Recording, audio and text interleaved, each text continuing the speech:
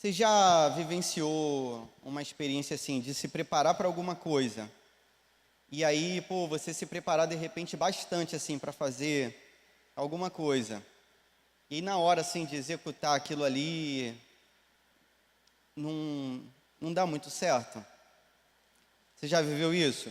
Tipo assim, pô, você se prepara para apresentar um trabalho na escola, na faculdade, e aí você, né, se prepara acreditando, né, poxa, na hora eu vou conseguir falar, na hora eu vou conseguir fazer, na hora eu vou conseguir me expressar da maneira como eu, pô, tô sendo ensinado ou treinei. E de repente chega na hora você trava, você não consegue desenvolver aquilo ali direito e você fica meio frustrado assim. Já aconteceu isso contigo? Às vezes você treina, por exemplo, para tocar um instrumento e aí alguma coisa sai, né, fora do controle.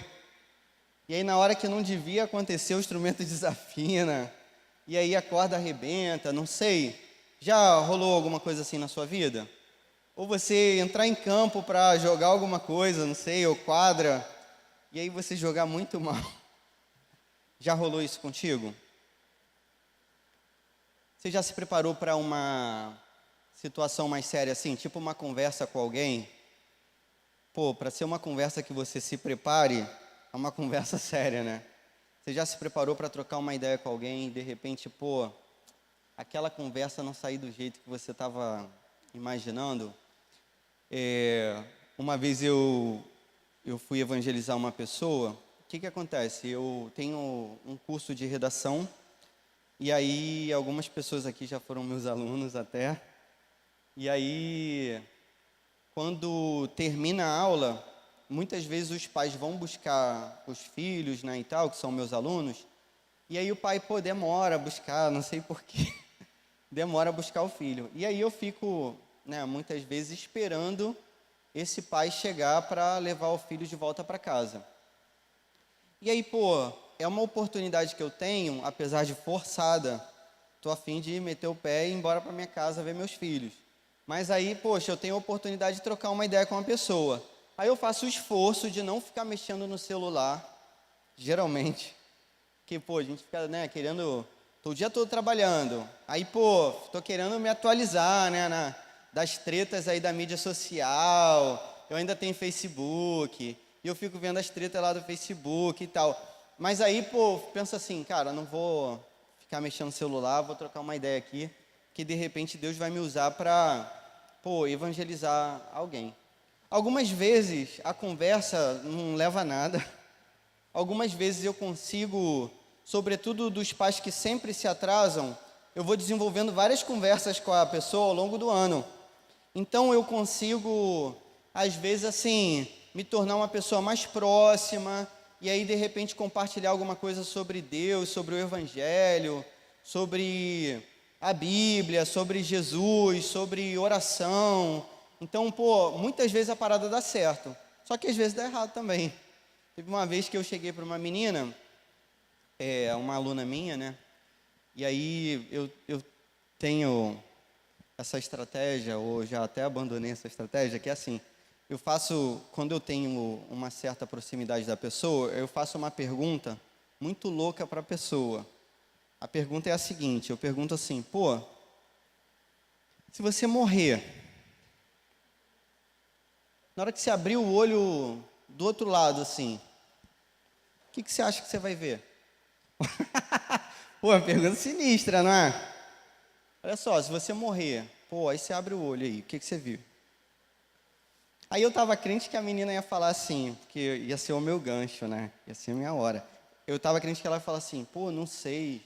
Ou então, cara, não vou ver nada, porque eu não acredito em nada. Ou então, qualquer coisa que não tivesse certeza, entendeu? Mas ela com toda a segurança, ela falou assim, eu vou reencarnar em outra vida e vou abrir o olho e vou ver outra vida. Aí, tipo assim, me quebrou, sabe? Eu não estava esperando aquela resposta. Eu não sei se ela é espírita ou, poxa, de uma religião oriental, né? Mas que acredita em reencarnação. Às vezes você se prepara, cara, para alguma coisa, mas alguma coisa foge do controle. Depois eu pude trocar outras ideias com essa menina. Esse texto que a gente vai ler agora, que é o texto de Marcos, capítulo 4, verso 35 até o verso 41, é mais ou menos isso que está rolando. O que aconteceu no início do capítulo? Não sei se você se lembra, se você estava aqui, né, ao longo do capítulo. Eu consegui, né, ouvir o capítulo aí, na exposição dos irmãos. Uma parte do capítulo eu mesmo pude explicar para vocês. Jesus está falando sobre o reino de Deus. Dá uma olhada só no início do capítulo 4 aí. Jesus está falando sobre o reino de Deus. Aí ele conta várias histórias, que são várias comparações. Tudo bem? Para explicar o que seja o reino de Deus. E aí, primeiro, a gente tem uma parábola ali que é do semeador, depois uma da candeia, depois da semente, grão de mostarda, e a gente chega na parte do capítulo que é a nossa parte. A ideia que esse texto apresenta para a gente é a seguinte: pô, Jesus, cara, ele está explicando vários conceitos para os seus discípulos sobre o que seria o reino de Deus. E agora, no final do capítulo, é como se ele fosse colocar essa parada em prática. Então, assim, ele teorizou, explicou tal, e diz para os caras assim: vocês entenderam? Ele não diz isso, é a minha versão. Aí ele diz assim para os caras: pô, agora que eu expliquei isso tudo para vocês, vamos para o outro lado do mar. Fato curioso, é justamente nessa passagem aqui, que a gente está lendo hoje, tem uma galera da igreja que está visitando Israel, não sei se você sabe, né? Pô, aquela inveja gospel, né? A gente não está lá, infelizmente, mas quem sabe um dia, não é isso? Cara, olha só que parada impressionante. As pessoas que estão lá em Israel hoje visitaram esse lugar aqui a respeito desse texto aqui. Essa passagem aqui que a gente está lendo, essas pessoas estavam lá hoje. 2000 anos depois, né? Mas estavam lá hoje. Pô, impressionante, né, cara? E esse negócio aqui está planejado já desde o início do ano. Eu não estou escolhendo esse texto, né? A gente está indo na sequência. Tu tá ligado que essa é uma parada de Jesus mesmo? Pô, com certeza é uma parada sobrenatural. Aí Jesus fala para os caras assim: pô, vocês entenderam? Beleza. Vamos viver agora a vida real de acordo com tudo que eu ensinei. Você sabe o que Jesus ensinou para esses caras? Em todas essas parábolas, se você reparar, tem um elemento de frustração. Parece que alguma coisa sai errado. Por exemplo, na parábola do semeador, tem umas sementes que caem num lugar que elas não dão frutos. Pô, na parábola da candeia, Jesus diz assim: não seria um absurdo colocar uma candeia num lugar... Candeia é uma lâmpada. Não seria um absurdo colocar uma lâmpada num lugar que ela não vai iluminar? Mas olha, a primeira parábola começa com sementes caindo fora do lugar certo. A segunda parábola começa com a possibilidade de colocar uma lâmpada no lugar errado. A terceira parábola, que é a parábola da semente, vai mostrar para a gente que às vezes acontecem algumas coisas no reino de Deus que a gente não entende. E parece que Deus está dormindo, Deus não está fazendo nada. E que a gente não tem condições, pela nossa pequenez e pelo tamanho desse reino, de compreender a mente de Deus, de olhar com os olhos de Deus. E essa parábola está falando sobre a salvação. E a última parábola, que é a do grão de mostarda, vai dizer que, poxa, o reino de Deus começa como uma semente muito pequenininha. Para a época de Jesus, a semente menor conhecida era de grão de mostarda. Então, uma semente pequenininha, parece insignificante, irrelevante. Percebe? A gente, quando ouve falar de reino, você não acha que essa parada é muito grande? Mas o reino de Deus é pequenininho como um grão de mostarda. Só que Jesus está explicando para esses caras o seguinte: no final de todas as parábolas, vai dar certo. No final da primeira, pô, vai ter uma semente que vai cair no lugar certo e vai dar frutos.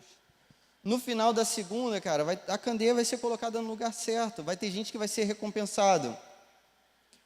No final da terceira parábola, que é a da semente, as coisas vão acontecendo na ordem que Deus planejou e vai ter uma colheita no final.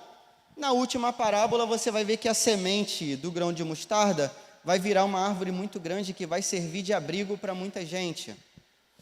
Esses textos começam com frustração, mas eles terminam de modo glorioso, glorioso e simples como é o Evangelho. Isso é bastante misterioso para a gente, cara. Como é que o reino de Deus é tão simples e tão glorioso ao mesmo tempo?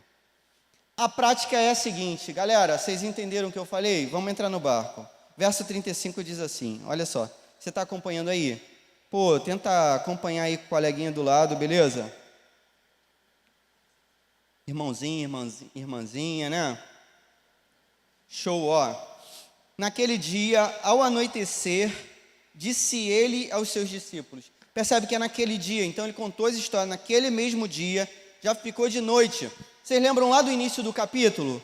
Foi a parte que o Fabrício pregou? O que rolou? Jesus ia ensinar para aquela galera e ele entrou dentro de um barco, para que ele estivesse numa posição melhor para pregar para todo mundo. É tipo essa posição que eu estou aqui, beleza? Eu estou um pouquinho mais alto que vocês, aí de repente eu consigo enxergar cada um de vocês. Jesus tinha entrado no barco no início do dia e ele ficou o dia todo ensinando, agora já está de noite. E aí ele fala para os discípulos assim, final do verso 35, vamos para o outro lado. Então ele vai atravessar aquele mar, né, que é chamado Mar da Galileia ou Lago de Genezaré. É um lago grandão, beleza. Isso aqui não é mar aberto. Os judeus tinham medo de mar aberto, na verdade. Isso aqui é um lago gigantesco, 13 quilômetros por 20 e poucos. Então, assim, é um lago bem grande. Tudo bem? Verso 36, deixando a multidão, eles o levaram no barco assim como estava. É estranho essa parte, não é? Assim como estava. Eles o levaram no barco assim como estava. O que é isso? Você não se pergunta essas paradas, não?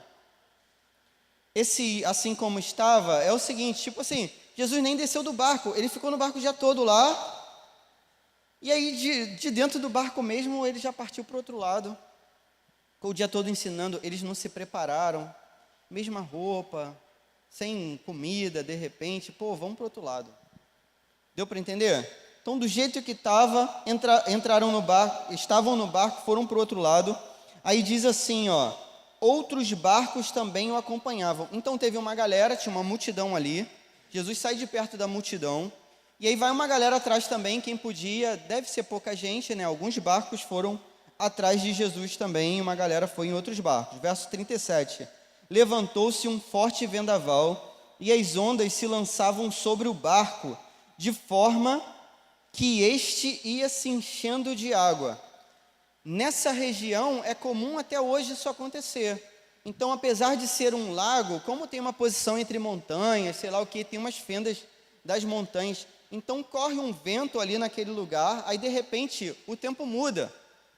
E aí aquele mar que seria um mar tranquilo se torna um mar totalmente revolto, difícil, terrível, amedrontador. Tudo bem? Você está entendendo, não está? Vem um vendaval. Na verdade, cara, a palavra que é traduzida aqui como vendaval é tipo assim, furacão, tufão, para você ver a magnitude da parada. Vendaval, de repente, você está achando que é pouca coisa. Mas o negócio era grande. E as ondas lançavam o barco de forma que este ia se enchendo de água. Então, ou seja, se tem um barco que está enchendo de água, o que vai acontecer? Afundar. Verso 38. Jesus estava na popa, dormindo com a cabeça sobre um travesseiro. Cara, olha só que parada. Esse é um detalhe interessante. Quando a gente começa a caminhar com Jesus, às vezes a gente tem a impressão que a partir do momento que Jesus está do nosso lado, que a gente está imune a qualquer coisa. E não vai ter mais nada de ruim que vai acontecer na nossa vida.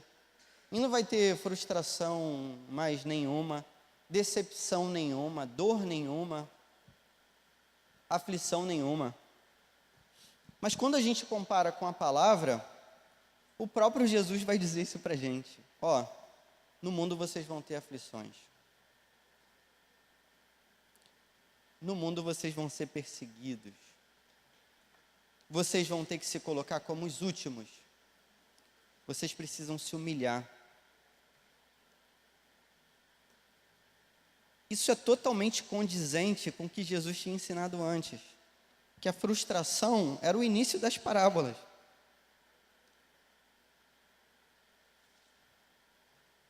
Talvez para a gente seja muito mais fácil compreender que a gente sofra sem Jesus do que sofrer com Jesus do nosso lado. Você entende? Tipo assim, pô, o cara não tem Deus. Ou na época que Jesus não fazia parte da minha vida, do meu coração, eu estava pouco me lixando para Jesus. Pô, eu estava sofrendo, normal. Não, tem Jesus do meu lado, estou lá vivendo uma vida maluca e estou sofrendo. Mas não, agora eu estou vivendo uma vida santa. Eu estou buscando viver uma vida santa, separada, de acordo com o Evangelho. É muito mais decepcionante, cara, quando você se encontra com Jesus e depois você começa a viver uma opção de tormento na sua vida. E a gente vê isso frequentemente. As pessoas se encontram com Jesus e ficam doentes. E doenças graves. As pessoas se encontram com Jesus e perdem pessoas queridas. As pessoas se encontram com Jesus e passam por traumas terríveis.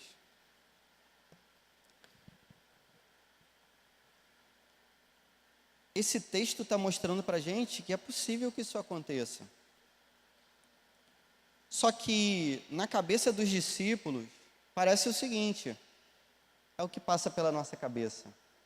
Quando Jesus não age no momento que a gente pede, ou no momento que a gente acha que ele deveria agir, parece que ele não está preocupado com a nossa vida. Não é assim? Pô, estou passando por uma doença, por um problema, e eu oro e eu não fico curado.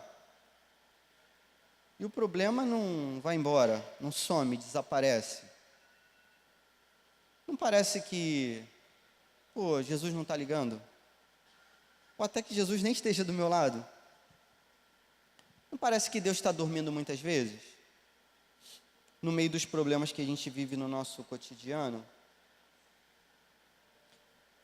Jesus está dormindo. Para pensar. Jesus tinha dito para eles o que no início dessa passagem aqui, verso 35. Volta lá no verso 35. Naquele dia, ao anoitecer, disse ele aos seus discípulos, vamos para o outro lado. Cara, Jesus falou que eles iam para o outro lado.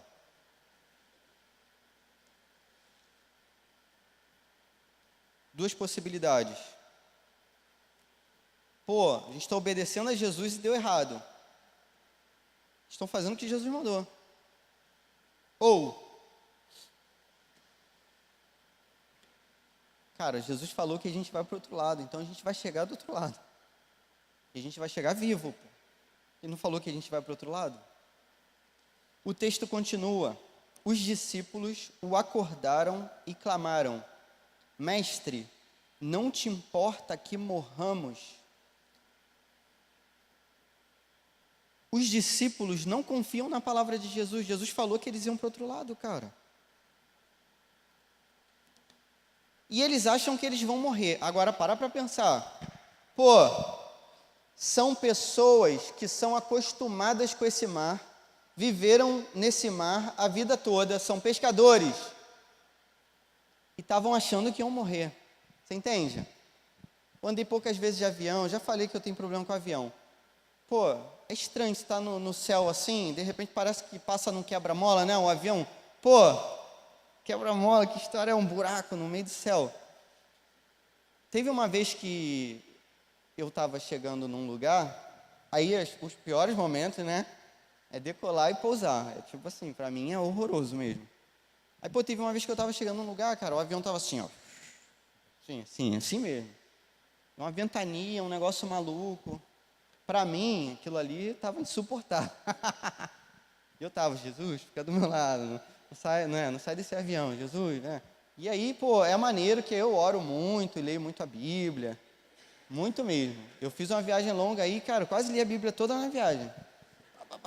Lendo a Bíblia direto. Mas sabe o que era interessante? Os caras lá da tripulação estavam tranquilaços, tipo assim, tá sacudindo, tá esquisito. Para mim, o pessoal estava acostumado. Agora, quando você vê o pessoal da tripulação com medo, Pô, os caras que andam de avião, toda hora, trabalham com isso.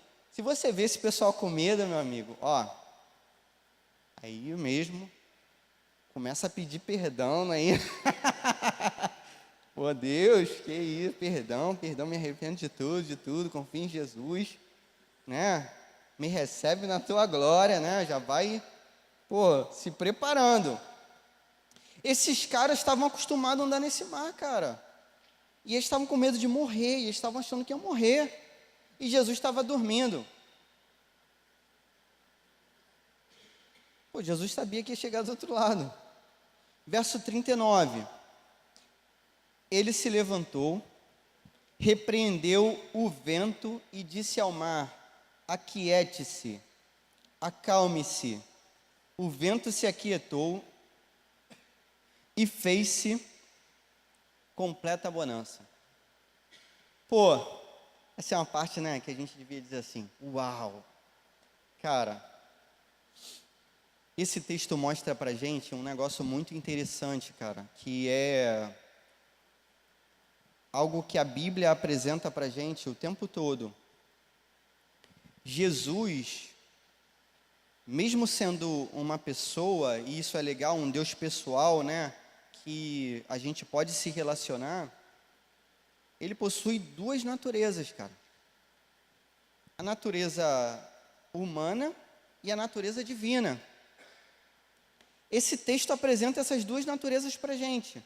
Olha só, Jesus estava cansado, meu camarada, e estava dormindo. Essa é a natureza humana de Jesus. Ficou o dia todo ensinando, e ele cumpriu o que tinha que cumprir naquele dia.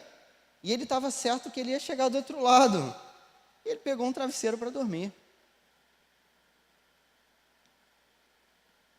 Mas ao mesmo tempo, quando os discípulos clamam a ele e falam assim: cara, você não se importa com a gente vai morrer. Ele todo poderoso, essa é a natureza divina. Ele todo poderoso fala: pô, cara, isso é maneiro. Ele podia não ter falado nada, mas ele fala como Deus fala no início de tudo. Lembra? Disse Deus: haja luz, haja separação. Cara, ele fala, beleza? E olha o que ele fala: fica quieto, se acalma. É como se ele falasse com os discípulos também, cara, fica quieto, se acalma. Mas ele fala com o vento e com o mar. Esse fica quieto, outras versões vão aquiete-se, né, que está aqui. Estou traduzindo como fica quieto, né, estou falando com adolescente. Esse aquiete-se que está aqui, cara, em outras versões, é traduzido assim: cale-se. Ele está mandando aquele vento e aquele mar e aquele barulho silenciar. Esse cálice que ele usa em outros textos, quando a gente viu, e eu preguei, né, nesse texto especificamente, quando Jesus expulsa um demônio de um cara. E Jesus manda o demônio se calar, é o mesmo verbo. Parece que o texto está apresentando para a gente uma dimensão espiritual nessa parada. Beleza. Isso daqui, cara, não era comum não, assim, era comum o mar ficar revolto. Mas desse jeito que os caras estão achando que vão morrer, os caras que estão acostumados com o mar, um negócio...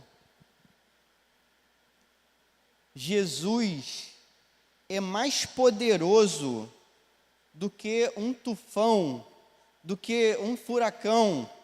Tem um poema do... Você já ficou impressionado com alguma coisa da natureza assim? Tipo, pô, vendo um mar revolto, ou vendo uma tempestade, ou se alguém viveu aqui um furacão. Pô, tem uma colega aqui da igreja que já passou por terremoto no Japão. Pô, sinistro, né, cara? Você viveu um terremoto no Japão? Esse último que teve, tem muitos, né? Mas o que a gente, infelizmente, mas tem o que a gente lembra de Fukushima, lembra? Da usina lá que deu um problema. Então era uma usina de energia nuclear, aí teve vazamento. Uma colega aqui da igreja estava lá no Japão. Aí ela falou assim, que tem aquele sacudido da terra assim, muito louco. É como se a terra te pegasse e te sacudisse assim. E aí eles têm um treinamento no Japão, que, pô, japonês é tudo organizado, não é? Aí, aí o treinamento é assim, pô, depois desse primeiro choque da primeira onda, você tem alguns minutos para sair do prédio. Aí eles saíram da escola que eles estavam, foram para o pátio, para uma quadra, sem cobertura. Aí o treinamento é sentar no chão, ficar sentadinho no chão, esperando assim, ó, com a mãozinha assim, cruzando as pernas, esperando a segunda onda de choque, porque tem uma segunda onda de choque chamada aftershock, né? Aí, pô, gostaram, né? Que tô gastando hoje inglês, tudo. Aí, cara, vem essa segunda onda. Aí ela disse assim que era impressionante que, pô, antes da segunda onda de choque,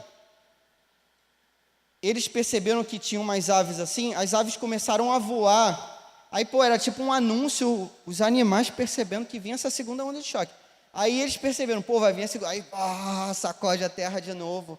Pô, cara, você já viveu uma parada assim? Ver alguma coisa da natureza muito forte, muito impressionante? Você já tentou pensar em Jesus nessa hora? Ou naturalmente você pensou, né? Já ficou com medo e pensou? Pô, cara, eu sempre penso, eu vejo raios, trovões e sei lá o quê. Graças a Deus nunca vivi terremoto, mas eu sempre penso assim, pô, Jesus é mais poderoso do que esse negócio. Tem um poema do Casimiro de Abreu, vocês não sabem nem quem é Casimiro de Abreu, né? Tem uma cidade aqui chamada Casimiro de Abreu, né? Esse litoral aqui indo para o norte, você chega nessa cidade. É pertinho daqui, não sei se você conhece. Casimiro de Abreu, ele vivia perto da praia. Aí ele fez um poema, cara, o poema diz assim, eu me lembro, eu era pequeno, brincava na praia, o mar bramia, e erguendo o dorso altivo, sacudia a branca espuma para o céu sereno. E eu disse à minha mãe nesse momento, que dura orquestra, que furor insano, o que pode haver maior do que o oceano, que seja mais forte do que o vento? E minha mãe, a sorrir, olhou para o céu e respondeu, alguém que nós não vemos é maior do que o mar que nós tememos, mais forte que o tufão, meu filho, é Deus. Cara, Deus é mais forte que o tufão, Deus é mais forte do que o mar, mais forte do que o vento, mais forte do que o tudo. Deus é todo poderoso, mais forte do que forças espirituais, que provavelmente te odeiam porque você ama Jesus. Essa é a natureza, né, divina de Jesus. Cara, isso é poético e lindo demais para mim. Jesus, nesse momento, estava cansado, mas ele não deixava de ser todo poderoso. Cansado, dormindo, mas todo poderoso.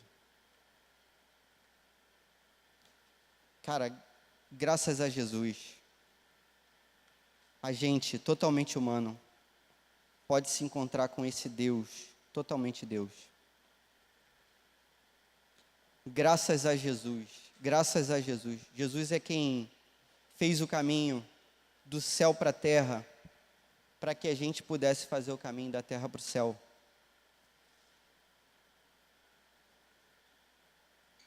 Por mais que pareça, na nossa vida cristã, que as frustrações são maiores do que as alegrias, Jesus está no controle.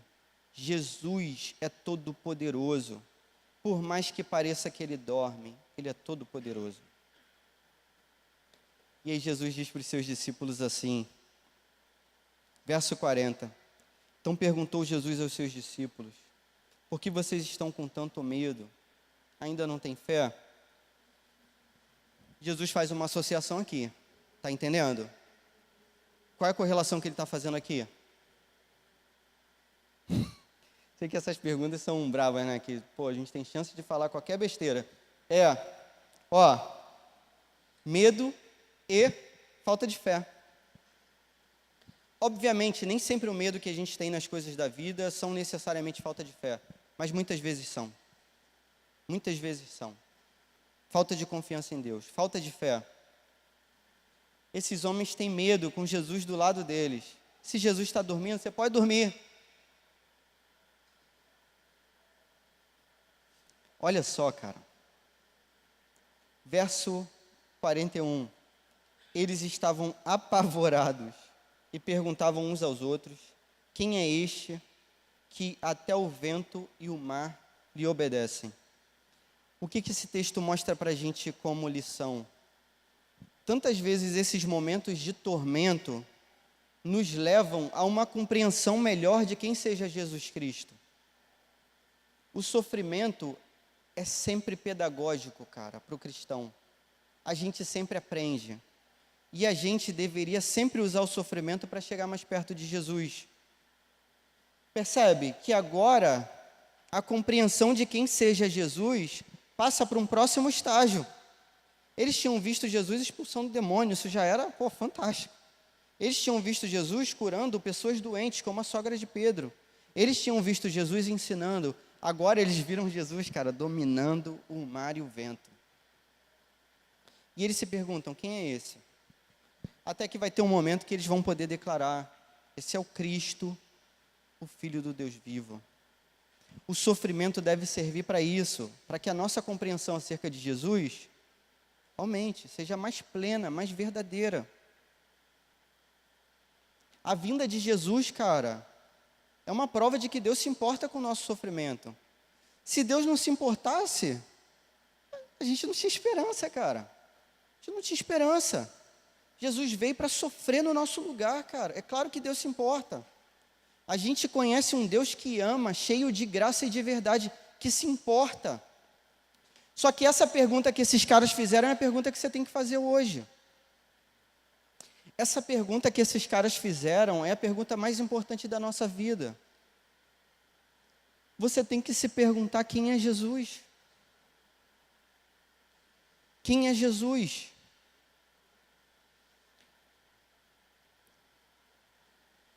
Essa é uma pergunta que exige resposta. Essa é uma pergunta que você pode fugir dessa pergunta, mas uma hora você vai ter que respondê-la. E a fuga já é uma forma de resposta. Segundo um cara chamado C.S. Lewis, Crônicas de Nárnia. Vocês sabem quem é esse cara? Se não sabem, é muito prazer, C.S. Lewis. Vocês têm que ser apresentados a esse cara. Segundo um cara chamado C.S. Lewis, esse cara vai dizer o seguinte, só tem 3 possibilidades para quem seja Jesus. Ou Jesus é quem ele diz que é, ou ele não é o que ele diz que é, e por isso ele é um mentiroso, e ele sabe disso. Ou, terceira e última possibilidade, Jesus não é o que diz que é, mas acredita que ele seja aquilo que ele diz que é, mesmo sendo mentira. Um lunático, um maluco. É isso que o Evangelho propõe para a gente. Ou Jesus está falando a verdade ou ele é mentiroso. Jesus não pretende se apresentar como nada menos do que o Salvador do mundo, o Filho do Deus vivo, alguém que seja adorado e glorificado como Deus.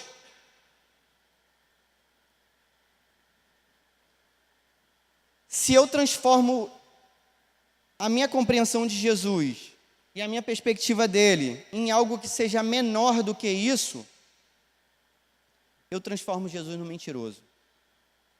Eu posso até pintar esse quadro de um modo bonitinho, tipo assim, Jesus é um cara legal. Você acha que um mentiroso é um cara legal? Porque ele diz que ele é o Salvador. Ele diz que ele é o caminho, a verdade e a vida. E ninguém chega ao Pai senão por ele. Você acha que um mentiroso é um cara legal? Você acha que um lunático, um maluco, é um cara legal?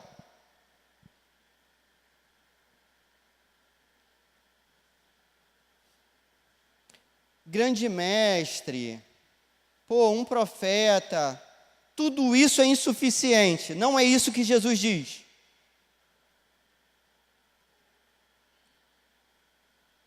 A Bíblia vai apresentar para a gente, cara, que esse a quem o vento e o mar obedecem, Ele é o Filho do Deus vivo. Ele é o Cordeiro de Deus que tira os pecados do mundo. Ele é o Salvador. Ele é o Cristo. Ele é a luz do mundo. Ele é o início e o fim de todas as coisas. Ele é a palavra que se torna gente e habita no meio de nós, cheio de graça e de verdade. E nós vimos a sua glória. Ele é sacerdote, altar e sacrifício. Ele é o sacrifício perfeito e definitivo. Ele é o sumo sacerdote. Ele é o nosso único Salvador. Ele é o Filho de Deus que se humilhou, que abriu mão da sua glória, que veio ao mundo para resgatar aqueles que foram comprados pelo seu sangue. Ele é aquele que cumpriu toda a lei, toda a justiça. Ele é o príncipe da paz. Ele é o Pai da eternidade. Ele é o maravilhoso conselheiro. Ele é o Deus forte. Ele é a remissão de pecados. Ele é o perdão de Deus. Ele nos torna filhos desse Deus Todo-Poderoso. Quem é Jesus? Quem é Jesus? Essa é a pergunta que você tem que fazer hoje.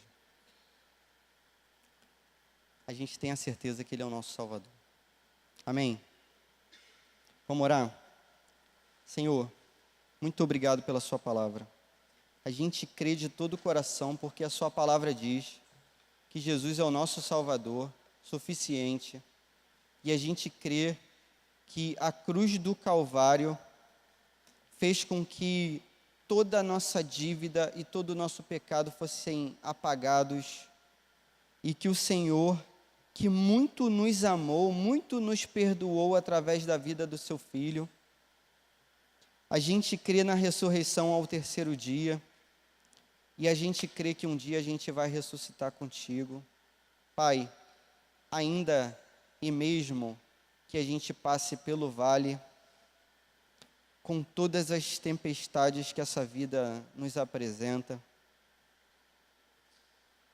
a gente crê que isso serve para que a gente se aproxime de Ti, e a gente está disposto a confiar em Jesus, ainda que às vezes pareça que falte fé ao nosso coração. A gente quer Te agradar, Senhor, com a nossa vida, de todo o coração até o último dia. Senhor, convença cada coração aqui da salvação em Jesus Cristo, Pai, e da certeza dessa salvação nessa noite. Que seja assim, em nome de Jesus, amém.